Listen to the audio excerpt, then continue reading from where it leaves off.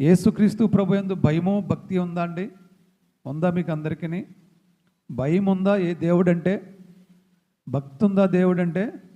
ఉందండి, మాకు భక్తి ఉంది కాబట్టి మేము చర్చికి వచ్చాం కదా, లేకపోతే ఎందుకు వస్తాం అంటారు. అవును కదా, నిజమే. భక్తి ఉంది కాబట్టే మనం అందరం కూడా చర్చికి వచ్చాం. భయము కూడా ఉంది కాబట్టే మనం అందరం కూడా దేవుణ్ణి కట్టడలు పాటిస్తూ దేవుడి ఎడల మరి భయపడుతూ ఆయన సన్నిధిని మనం నిలిచి ఆయన సన్నిధిలో ఉండి ఆయన ఆరాధిస్తూ ఉన్నాం. అయితే ఒకవేళ భయం లేకపోతే ఎలాంటి ఆశీర్వాదాలు మీరు కోల్పోతారో అది ఈరోజు నేను చెప్తాను.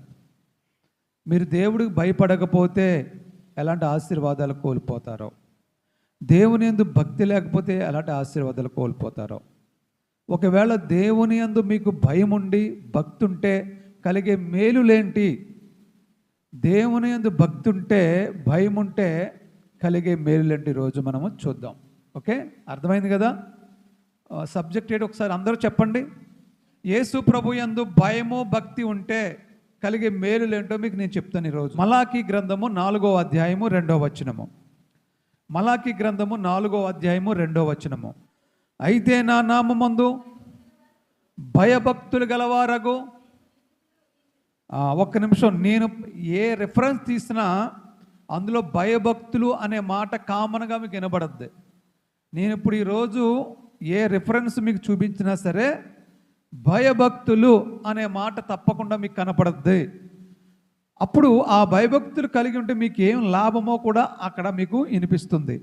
ఓకే, అయితే యెహోవా యందు నా నామమందు భయభక్తులు గలవారగు మీకు నీతి సూర్యుడు ఉదయించును, అతని రెక్కలు ఆరోగ్యము కలుగజేయును గనుక మీరు బయలుదేరి క్రొవ్విన దూడలు గంతులు వేయినట్లు గంతులు వేయుదురు. స్తోత్రం. నా నామమందు భయభక్తులు గలవారగు మీకు నీతి సూర్యుడు ఉదయించును. ఇప్పుడు యేసు ప్రభు మీద మీరు భయభక్తులు ఉన్నాయి అనుకోండి, యేసు ప్రభు అంటే మీకు భయం ఉందనుకోండి, భక్తి ఉందనుకోండి, మీ మీద నీతి సూర్యుడు ఉదయిస్తాడంట. అంటే ఇప్పుడు ప్రతిరోజు సూర్యుడు ఉదయిస్తాడు, తూర్పున సూర్యుడు ఉదయిస్తాడు. అది అందరి మీద ఉదయిస్తాడు. అర్థమవుతుందా? ఆయన నమ్ముకున్న వాళ్ళ మీదకే ఉదయిస్తాడు, ఆయన నమ్ముకోలేని వాళ్ళ మీద కూడా ఉదయిస్తాడు. ఆయనకి పక్షపాతం లేదు, వీళ్ళు నా వాళ్ళే వీళ్ళు నా వాళ్ళు కాదు అనేది దేవుడికి ఉండదు. కాబట్టే సూర్యుడిని మన కోసం పెట్టాడు యేసు ప్రభు. ఆ సూర్యుడు అందరి మీదగా ఉదయిస్తాడు. అంటే మంచి వాళ్ళ మీద ఉదయిస్తాడు, చెడ్డ వాళ్ళ మీద ఉదయిస్తాడు, అనారోగ్యంగా ఉన్న వాళ్ళ మీద ఉదయిస్తాడు, బలవంతులుగా ఆరోగ్యంగా ఉన్న వాళ్ళ మీద ఉదయిస్తాడు, అన్యాయం చేసిన వాళ్ళకి ఉదయిస్తాడు, న్యాయవంతుల మీద ఉదయిస్తాడు. సూర్యుడు దేవుడు ఏర్పాటు చేశాడు. సూర్య చంద్రులనే 2 జ్యోతులను యేసు ప్రభు ఆకాశంలో పెట్టాడు మనందరి కోసం. ఆ 2 మంచి వాళ్ళ మీద చెడ్డ వాళ్ళ మీద అందరి మీద ఉదయిస్తాడు. మరి మనకేంటి లాభం? అర్థమవుతుందా? అవును, ఇంక అందరికీ ఉదయిస్తున్నారు కదా, మనం స్పెషల్ ఏంటి? ఇప్పుడు సూర్యుడు అందరి మీద ఉదయిస్తున్నాడు కదండి, మరి మనకి స్పెషల్ ఏంటి? మనకి స్పెషల్ ఏంటంటే మనకి నీతి సూర్యుడు ఉదయిస్తాడంటే గట్టిగా చప్పట్లు కొట్టి దేవుని మహిమపడదాం. హల్లెలూయా. మనకి స్పెషల్ ఏంటంటే ఆయన యందు భయభక్తులు గల వారి మీద స్పెషల్ ఏంటంటే నీతి సూర్యుడు ఉదయిస్తాడు. అప్పుడు ఏం కలిగిద్దో తెలుసా? ఆ సూర్యుడి కామను, ఆ సూర్యుడు అందరి మీద ఉదయిస్తాడు. ఆయన మీద భయభక్తులు కలిగిన వారికి మాత్రం నీతి సూర్యుడు ఉదయిస్తాడు. ఆ నీతి సూర్యుడు ఉదయించినప్పుడు మనలో కలిగే మార్పులు ఏంటంటే, చూడండి ఇక్కడ ఏమంటుంది, ఇక్కడ ఆయన రెక్కలు మీకు ఆరోగ్యం కలగజేస్తాయంట. ఆ నీతి సూర్యుడు ఎప్పుడైతే మన మీద ఉదయించాడో మనలో మార్పులకు సంభవిస్తాయి. కొన్ని మార్పులు సంభవిస్తాయి మన జీవితాల్లో, మన ఒంట్లో, మన శరీరంలో, మన కుటుంబంలో. ఆ మార్పులు మీరు గమనిస్తారు. ఏంటి ఆ మార్పులు అంటే, నెమ్మదిగా అనారోగ్యం తగ్గుతూ వస్తుంది, నీకే ఆశ్చర్యం కలిగిద్ది. ఏంటిది? నెమ్మదిగా అనారోగ్యం తగ్గుతూ వస్తుంది ఏంటి అనుకుంటావు. ఫస్ట్ నీ జీవితంలో ఒక గొప్ప మార్పు కనపడతా ఉంటుంది. ఆ నీతి సూర్యుడు ఎప్పుడైతే నీ మీద ఉదయించాడో అప్పుడు నెమ్మదిగా ఆయన రెక్కల ద్వారా నీకు నాకు మనందరికి కూడా ఆరోగ్యం కలుగుతూ ఉంటుంది. ఫస్ట్ మార్పు అది కనపడద్ది. అంటే ఇంట్లో ఉన్న అనారోగ్య సమస్యల్ని దేవుడు ఏం చేస్తాడండి? తీసివేస్తూ ఉంటాడు. తీసివేయడం మొదలెడతాడు. కొంచెం అలా తగ్గిస్తూ ఉంటాడు. మనకు అర్థమైపోద్ది దేవుడు మన మీద ఆయన ప్రసన్నత చూపిస్తూ ఉన్నాడు. ఆయన నీతి సూర్యుడు మన మీద ఉదయిస్తూ ఉన్నాడు. కనుక ఆ నీతి సూర్యుడు మన మీద ఉదయించాడు కాబట్టే మన లైఫ్లో కొన్ని మార్పులు జరుగుతున్నాయని నువ్వు అర్థమవుద్ది. నీకు నెమ్మదిగా నీకు అర్థమైపోద్ది. నీతి సూర్యుడు మన మీద ఉదయిస్తున్నాడు అబ్బాయి అని నీకు అర్థమైపోద్ది. రెండవ మార్పు ఏం జరిగిద్దంటే నీలో గనుక బయలుదేరి క్రొవ్విన దూడలు గంతులు వేయినట్లు గంతులు వేయుదురు. రెండవ మార్పు మీకు ఏం కలిగిద్దంటే మీరు క్రొవ్విన దూడ గంతులేసినట్లుగా గంతులేస్తారట. ఇప్పుడు ఉన్నారు కదా, మీరు కూర్చుంటే లేగలేరు, కొంతమంది లేస్తే కూర్చోలేరు. 2 అడుగులు వేస్తులోకి ఆయాసం, 4 అడుగులు వేస్తులోకి కాళ్ళు నొప్పులు, అవునా? షుగరు, బీపీలు, ఇంకా రకరకాల బాధలు. అర్థమవుతుందా? ఈ అన్ని రకరకాల బాధలతో మీరు ఎలా ఉంటారంటే గంతులు వేయగలిగిరా? చెప్పండి, గంతులు వేయగలరా? దేవుళ్ళో నీకు కొంచెం సంతోషం కలిగి దావీదు వల్ల నాట్యం ఆడదాం అనేటప్పటికి నీకు ఏమవుద్దంటే ఏ మోకాలు నొప్పటి చేసి బాబోయ్ కొంతసేపు నేను గంతులేసాను అయిపోయింది నా పరిస్థితి అంటావు. అది కాదు దేవుడి ఉద్దేశం. దేవుడు ఎప్పుడైతే అంటే నీతి సూర్యుడు ఎప్పుడైతే నీ మీదకు ఉదయిస్తాడో నువ్వు గంతులేయగలుగుతావు. గంతులంటే పిచ్చి గంతులు కాదు. నువ్వు యాక్టివ్గా ఉండగలుగుతావు, బలంగా నడవగలుగుతావు, బలంగా పరిగెట్టగలుగుతావు. దేవుని సన్నిధిలో ఆరాధన చేసినప్పుడు అవసరమైతే దావీదు వలె నాట్యం ఆడగలుగుతావు, గంతులు వేయగలుగుతావు. క్రొవ్విన దూడ గంతులు వేయినట్లు నువ్వు గంతులేస్తావంట. చూడండి, చాలామందికి తెలుస్తుంది, పాలు తీసిన తర్వాత దూడను వదిలేస్తారు. ఆ దూడ పాలు తాగేసిన తర్వాత అది ఏం చేస్తుంది? గంతులేస్తూ ఉంటుంది, అటు ఇటు పరిగెడుతూ ఉంటుంది. అది కొంతసేపు గంతులేస్తుంది. అంటే పాలు తాగేసిన తర్వాత కొంతసేపు అది గంతులు అటు ఇటు పరిగెడుతూ ఉంటుంది. అది దేవుడు మనల్ని ఏం చేస్తాడు తెలుసా? అలా పరిగెట్టిస్తాడు మనల్ని. దేవునికి స్తోత్రం కలుగునుగాక. ఎప్పుడైతే నీతి సూర్యుడు మన మీద ఉదయిస్తాడో మనం కూడా అలాగే గంతులు వేసేంత శక్తి, గంతులు వేసేంత బలము, గంతులు వేసేంత ఆరోగ్యము, గంతులు వేసేంత ఎనర్జీని దేవుడు మనలో ఉదయింపజేస్తాడు. అప్పుడు మనము సంతోషంగా ఉంటాం. అయితే మీరు చేయవలసింది ఏంటంటే, దీనికి మీరు వేసుకోవాల్సిన మందు ఏంటంటే యేసుక్రీస్తు ప్రభుయందు భయభక్తులు కలిగి ఉండటమే. ఈ భయభక్తులు కలిగి ఉంటే కలిగే మేలు ఒకటి ఇదన్నమాట. ఇప్పుడు చెప్పండి, మీకు యేసు ప్రభుయందు భయభక్తులు కలిగి ఉంటే ఏం మేలని నేను చెప్పాను. ఇప్పుడు చెప్పండి, అందరూ కలిసి ఏకకంఠంతో చెప్పండి ఒకసారి. 1 ఆరోగ్యం వస్తుంది, 2 క్రొవ్విన దూడ గంతులు వేసినట్లు గంతులు వేస్తారు. 1 అయ్యింది. ఇప్పటికి 2వ లాభం ఏంటో చెప్తాను మీకు. ఓకే, జాగ్రత్తగా వినండి.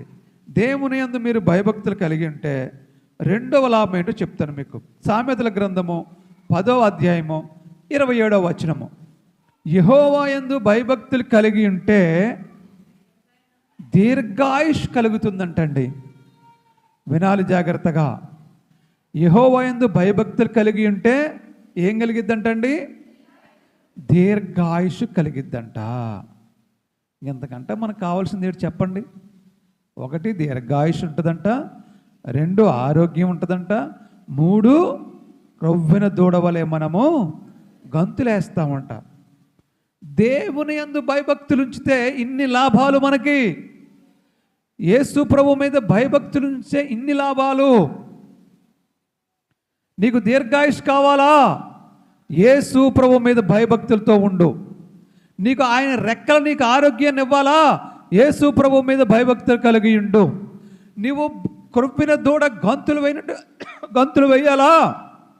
యేసు ప్రభు యందు భయభక్తులు కలిగి ఉండు. అంతే దేవుడు చెప్తున్న మాట. జాగ్రత్తగా వినండి, మీరు అవలంబించండి, మీ జీవితంలో అన్వయించండి ఈ వాక్యాల్ని. మర్చిపోకండి. యేసు ప్రభు మీద భయభక్తులు ఉంటే నాకు ఎంత లాభం ఉందా, దీర్ఘాయుష్ నాకు ఉంటుందా?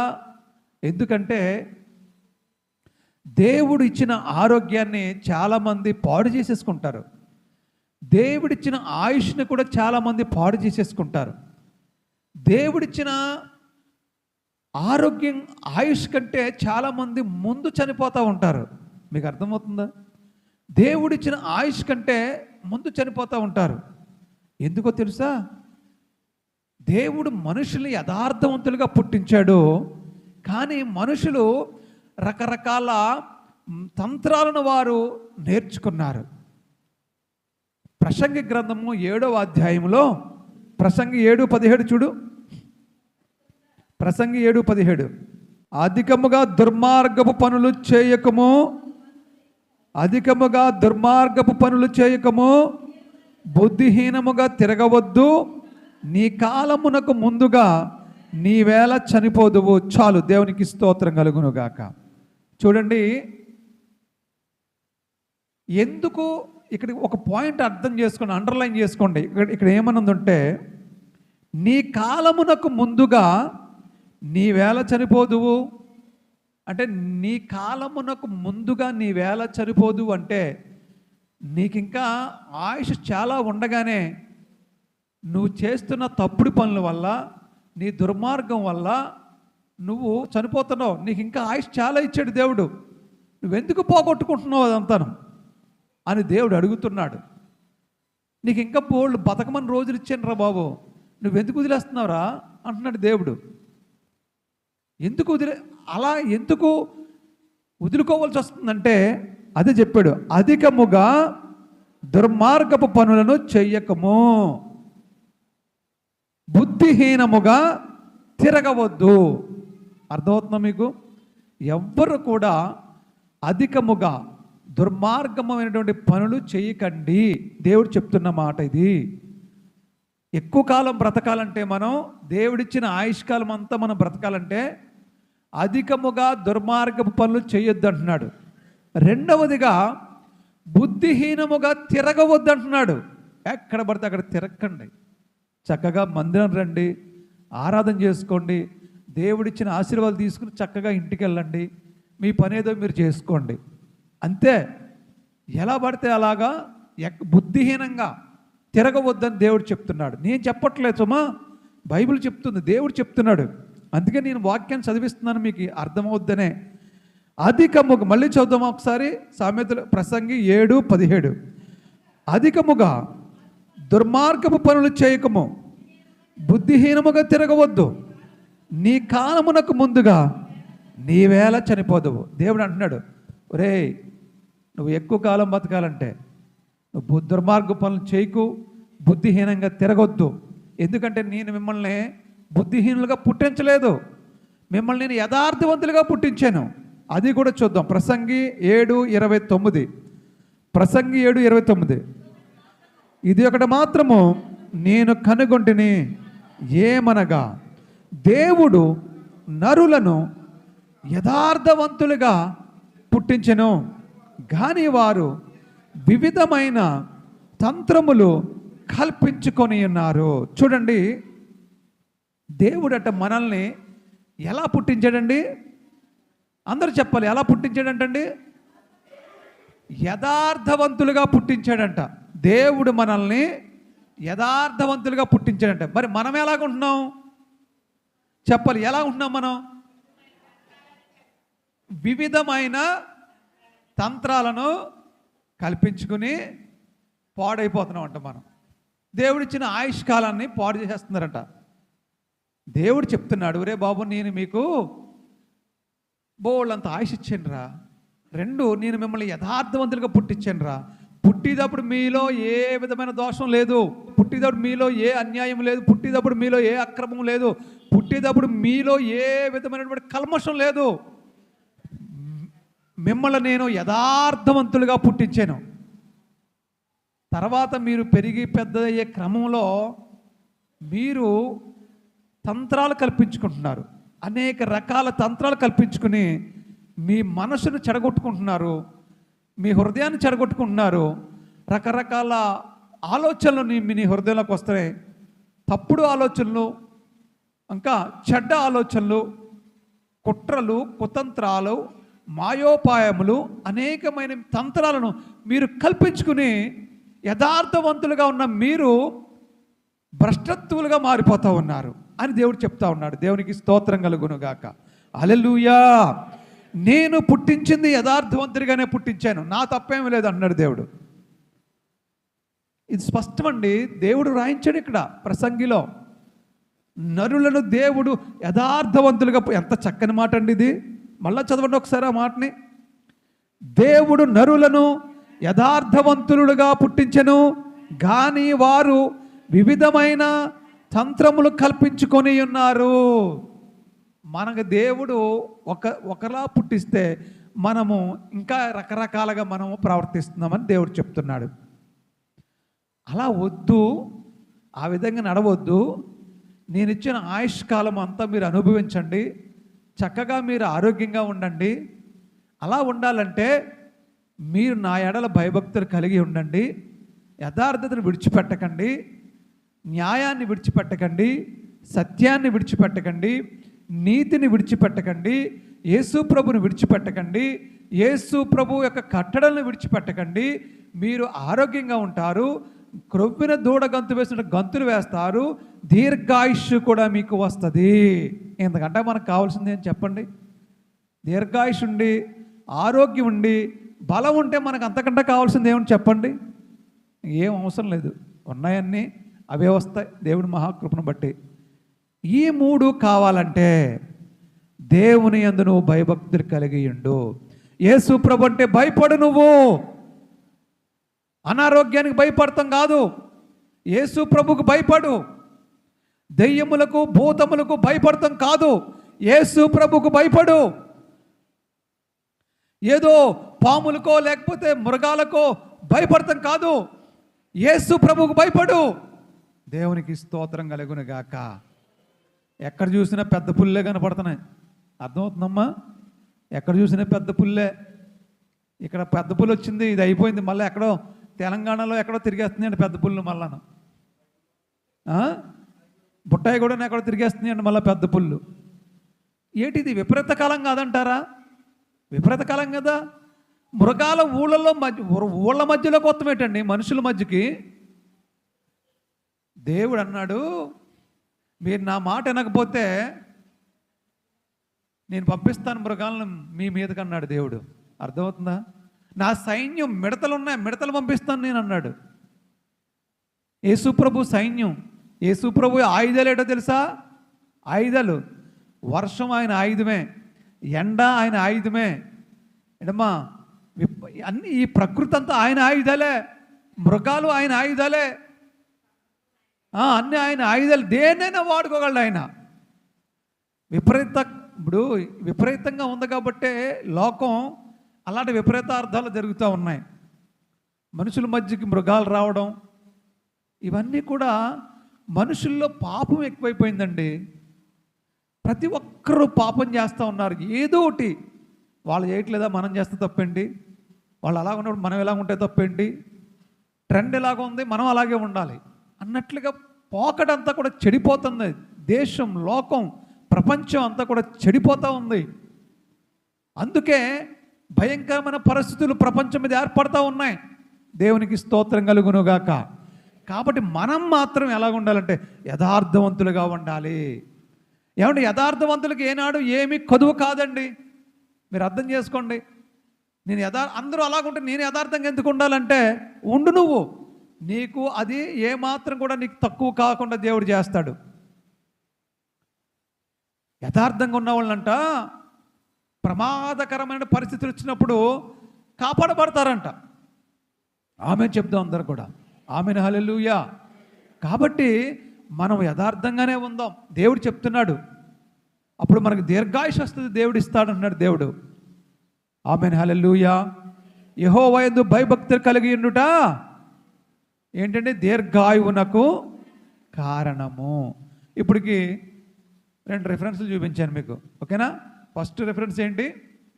యెహోవా యందు భయభక్తులు కలిగి ఉంటే ఏమొస్తాయన్నా నేను? ఆరోగ్యం వస్తుంది, అవునా? ఓకేనా? రెండవది ఏంటి? ఇంకేం వస్తుంది?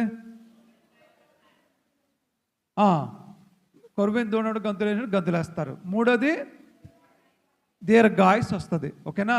ఈసారి ఇంకా మనకు ఇంకా యెహోవా యందు యేసు ప్రభు యందు భయభక్తులు ఉంటే ఇంకా ఏమొస్తుందో చూద్దామండి. సామెతల గ్రంథము 31:30 చూడండి. సామెతల గ్రంథము 31:30. అందము మోసకరము, సౌందర్యము వ్యర్థము, యెహోవా యందు భయభక్తులు కలిగిన స్త్రీ కొనియాడబడును. దేవునికి స్తోత్రం కలుగును గాక. హల్లెలూయా. విన్నారండి? విన్నారా? జాగ్రత్తగా విన్నారా? ఒకసారి మళ్ళీ నేను చదువుతాను, వినండి. అందము మోసకరము, సౌందర్యము వ్యర్థము, యెహోవా యందు భయభక్తులు కలిగిన స్త్రీ కొనియాడబడును. స్త్రీలు అవనవండి, పురుషులు అవనవండి, ఈ మధ్య బాగా మనకి ట్రెండింగ్ ఏంటంటే ప్రతి ఓళ్ళు మేకప్ వేస్తారు. అంతే, ప్రతి ఓళ్ళు మేకప్పే. ప్రతి ఓళ్ళు నేను అందంగా కనపడాలి, నేను అందంగా కనపడాలి అనుకునే వాళ్ళే కానీ హృదయం అందంగా కనపడాలనుకునే వాళ్ళు ఎవరు లేరండి. నా ఫేస్ అందంగా కనపడాలి, నా బాడీ, నా శరీరం అందంగా కనపడాలి కానీ అనుకుంటున్నారు, కానీ నా మనసు అందంగా ఉండాలి, నా హృదయం అందంగా ఉండాలి అనేది ఎవ్వరు కోరుకుంటలేదు. యేసు ప్రభువు నీ మేకప్, నీ అందాన్ని చూస్తాడా, హృదయం యొక్క అందాన్ని చూస్తాడా? మరి యేసు ప్రభువుకు నువ్వు అందంగా కనపడాలి కానీ ప్రజలందరికీ అందంగా కనపడడం వల్ల ఉపయోగం ఏమిటి చెప్పండి? ఇప్పుడు చెప్పండి. యేసు ప్రభువుకు నువ్వు అందంగా కనపడాలి. యేసు ప్రభువుకు నువ్వు అందంగా కనపడాలంటే నీ హృదయానికి వేసుకో మేకప్. అంటే మేకప్ అంటే ఏంటంటే నీట్గా కడగాలి హృదయాన్ని, అర్థమవుతుందా? నీ ముఖాన్ని శుభ్రంగా నీట్గా కడుక్కుంటావు కదా, ముఖానికి బోళ్ళన్ని పూసుకుంటావు కదా, బాడీని శుభ్రంగా కడుక్కుంటావు కదా, సబ్బుతోటి మంచి మంచి సబ్బులతో స్నానం చేస్తావు కదా. ఎందుకు? నువ్వు నీట్గా ఉండాలని, నువ్వు నీట్గా కనపడాలి, ప్రజలకు నీట్గా కనపడాలి. మరి యేసు ప్రభువుకు నీట్గా కనపడొద్దా? యేసు ప్రభువుకు నీట్గా కనపడాలా వద్దా? యేసు ప్రభువుకు నీట్గా కనపడడం అంటే నీట్గా వస్త్రాలు వేసుకోవడమా, ముఖానికి పెయింటింగ్ వేసుకోవడమా, తలకి పెయింటింగ్, ముఖానికి మేకప్ వేసుకోవడమా యేసు ప్రభువుకి నీట్గా కనపడడం అంటే? కాదు, హృదయానికి శుభ్రం చేసుకోవడం. యేసు ప్రభువు హృదయం చూస్తాడు. ఎస్, ఈ హృదయం నీట్గా ఉందని వెళ్తాడు అక్కడికి. దేవునికి స్తోత్రం కలుగును గాక. ఎందుకంటే కొన్ని గుర్తులు ఉంటాయి. యేసు ప్రభు రావాలంటే ఇశ్రాయేలు ప్రజల్ని ఐగుప్తు దేశం నుండి బయటికి తీసుకొచ్చేటప్పుడు లాస్ట్ రోజు దేవుడు ఒక మాట చెప్పాడు, ఈ నైటు తీర్పు జరుగుతుంది, తీర్పు జరుగుతూ ఐగుప్తీయుల యొక్క ఇంట్లో, ప్రతి ఒక్కరి ఇంట్లో కూడా దేవుడు సంహారం చేస్తానన్నాడు. అయితే ఐగుప్తీయులు ఇశ్రాయేలీయులు కలిసి ఉన్నారు, అక్కడ కలిసి ఉన్నారు. మరి సంహార దూత వచ్చినప్పుడు ఐగుప్తీయుని ఇల్లేదో ఇశ్రాయేలీ ఇల్లేదో తెలియాలి కదా, తెలియాలి కదా, గుర్తుండాలి. అక్కడ గుర్తుండాలి కాబట్టి మీరు ఏం చేస్తారంటే ఒక గొర్రె పిల్లలు, ఒక మేక పిల్లలు, గొర్రె పిల్లలను తీసుకొచ్చి ఒక పశువుని తీసుకొచ్చి వధించి దేవుడికి నైవేద్యం పెట్టి బలి అర్పించి ఆ రక్తాన్ని తీసుకొచ్చి ఆ గడప, మీ ఇంటి గడప కమ్ములకి ఇలాగ 2 రకాలుగా ఇలాగ వేయండి. ఒక సిలువ గుర్తు వచ్చేలాగా ఆ రక్తాన్ని పై గడపకి కింద గడపకి ఇలాగ వేయమన్నాడు. అంటే సిలువాకారం వచ్చేలాగా ఆ రక్తం అక్కడ అలా పుయ్యండి ఆ గడపలకి, ఆ దారబంధాలకి. అప్పుడు ఏమవుతుందంటే సంహార దూత ఏ ఇంటి మీద అయితే ఇది ఉందో ఆ ఇంట్లోకి సంహార దూత వెళ్ళదు, వాళ్ళు సురక్షితంగా ఉంటారు. ఏ ఇంటికైతే ఇది ఉండదో వాళ్ళ ఇంట్లో సంహార దూత వెళ్ళి వాళ్ళని సంహరిస్తుంది. ఎవరిని సంహరించాలో వాళ్ళని, ఓకేనా? దేవునికి స్తోత్రం. హల్లెలూయా, హల్లెలూయా. ఇప్పుడు ఇప్పుడు చెప్పండి, నేను అనుకుంటాను, సడన్గా వస్తుంది ఒక ఆలోచన. ఇప్పుడు ఆ రోజున చాలామంది ఇశ్రాయేలీలు అందరూ, ఇశ్రాయేల్ ప్రజలు అందరూ కూడా అలాగే చేశారు. వారి ఇళ్ళ గడపలకి, దారబంధాలకి ఆ రక్త ప్రోక్షణ ఇలా గావించారు. అలా గావించినప్పుడు సంహారదూత ఆ రాత్రి తిరిగింది, ఈదులన్నీ ఆ ఊరంతా తిరిగింది. తిరిగేటప్పుడు ఇళ్ళన్నీ చూసుకుంటుంది. సంహారదూత వచ్చాడు. ఎవరింటి మీద అయితే ఈ గుర్తు లేదో వాళ్ళ ఇంట్లోకి వెళ్ళి వాళ్ళ పిల్లల్ని చంపేశాడు. దేవునికి స్తోత్రం కలుగును గాక. ఎవరింటికైతే ఈ గుర్తుందో వాళ్ళ పిల్లలందరూ సేఫ్, ఏమి చేయలేదు, వాళ్ళు క్షేమంగా ఉన్నారు. గుర్తు. నేను అనుకుంటాను, నాకు ఇప్పుడు ఒక ఆలోచన వచ్చింది.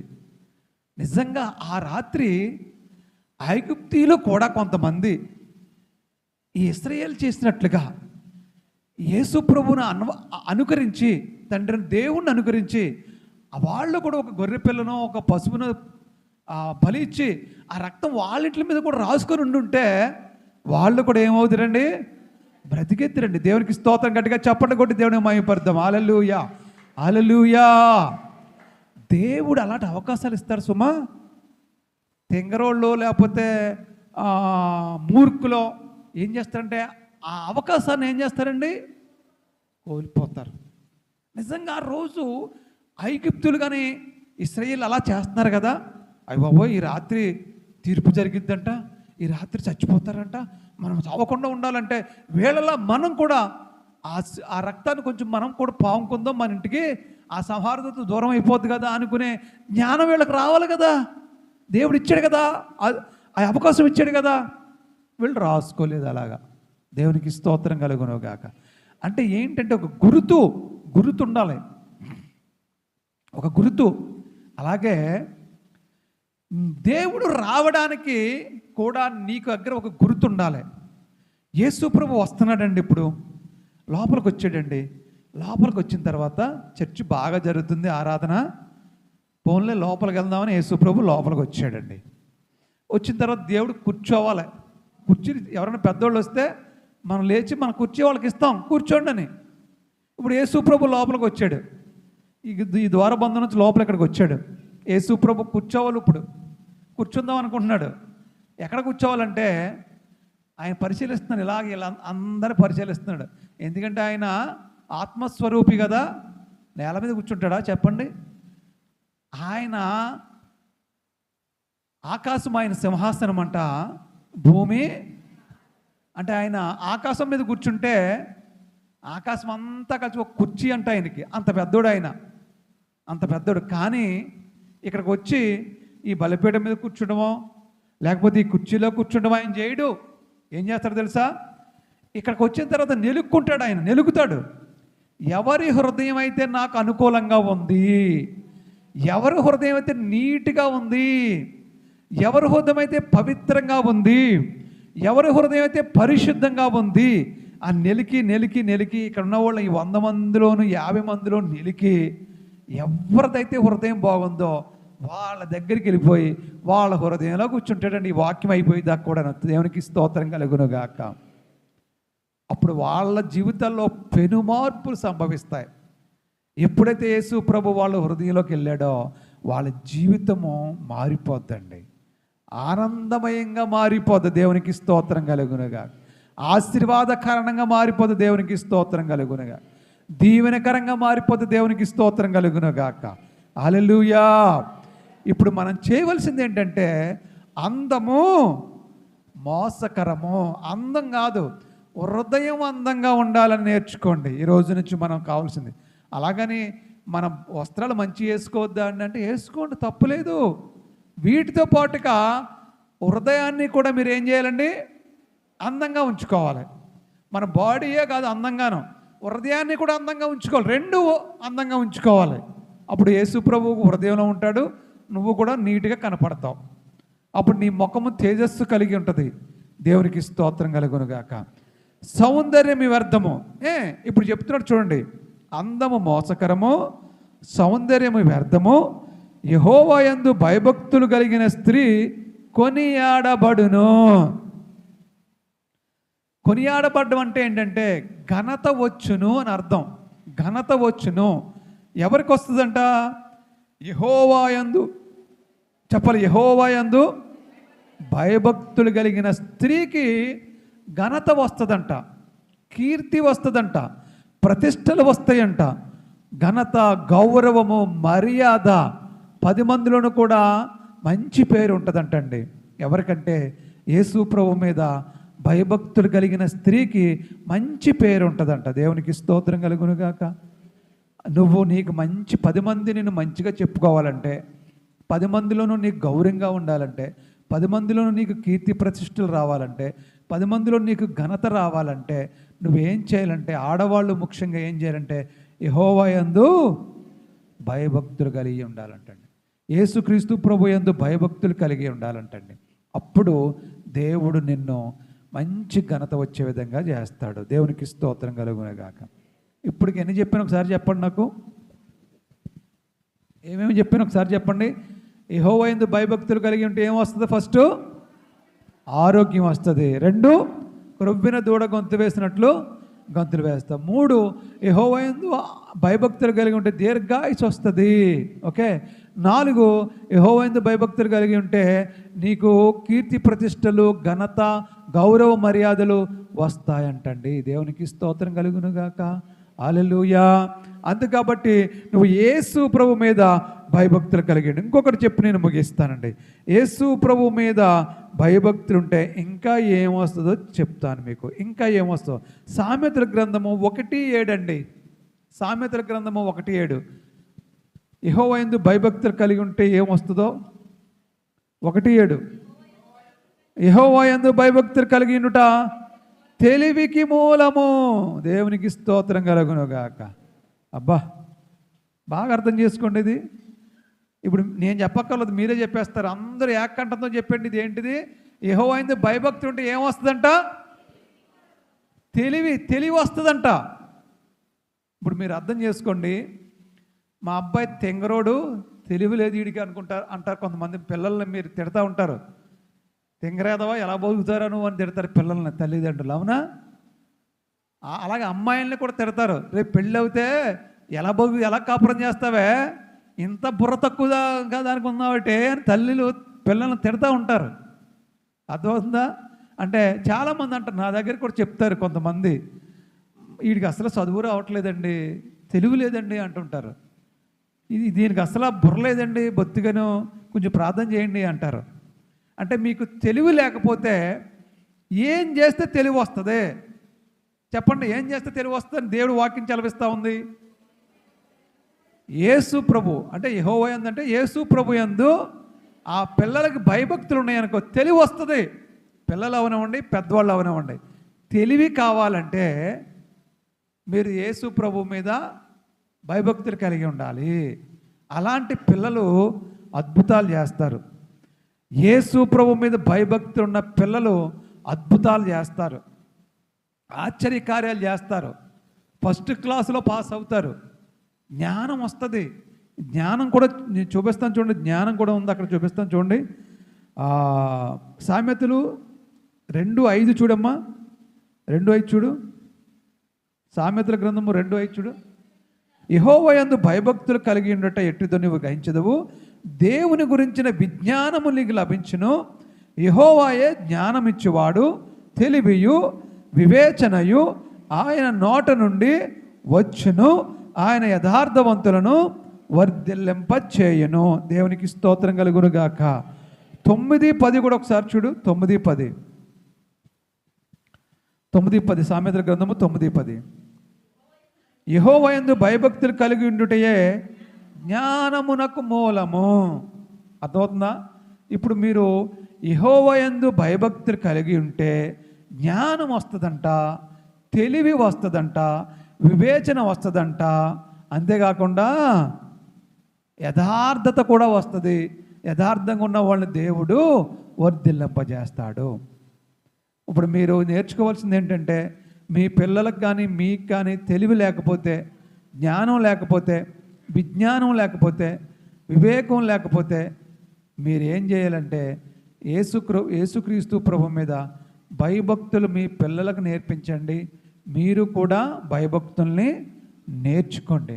నేర్చుకుంటే దేవుడు మీకు ఇవన్నీ ఇస్తాడు. ఓకేనా? ఇప్పుడు చెప్పండి, నేను ఇంక ముగించేశాను కాబట్టి ఒక్కసారి వర్సెట్టి ఫస్ట్ నుంచి కూడా ఒకసారి మనం గుర్తు చేసుకుందాం.